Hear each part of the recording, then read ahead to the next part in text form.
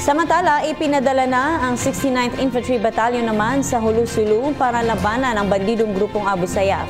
Nakipagsalo-salo muna ang Pangulo sa mga sundalo bago tuluyang ipadala sa nasabing lugar. May report na kaming kasama ang Lala Babilonia.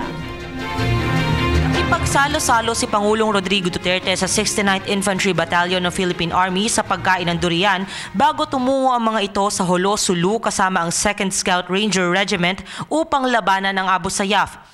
Napiling ipadala sa Holo ang 69th Infantry Battalion sapagkat isa ito sa mga best performing battalion sa kanilang dibisyon.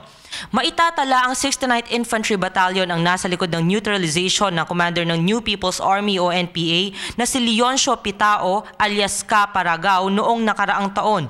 Ayon sa spokesperson ng 10th Infantry Division na si Captain Ryan Batchar, ang 71st Infantry Division naman ang mamamahala sa area of responsibility ng 69th Infantry sa Maragusan, Compostela Valley habang nasa Holo ang mga ito. Nilagay natin yun as top priority dahil yun po yung gustong pagtuunan ng pansin ngayon ni President Duterte. And sabi niya nga po, no negotiations with the Abu Sayyaf. Samantala, sa kanyang naganap na press conference na pag-alaman ni Pangulong Rodrigo Duterte ang pagkamatay ni Patrick Almodovar, ang 18 taong gulang na hostage ng Abu Sayyaf Group na napugutan na naman ng ulo. Giit ng Pangulo ang mga ganitong pangyayari ang nag-udyok sa kanyang atasan ang militar na magpadala ng karagdagang sundalo sa Holo-Sulu.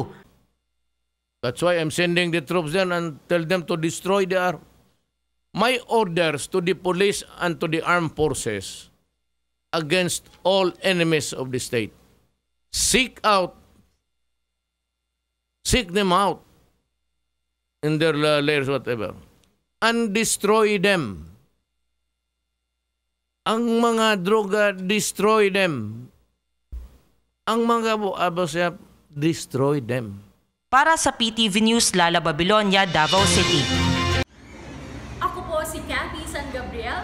Subscribe na sa PTV YouTube channel. I-click lang po ang subscribe button.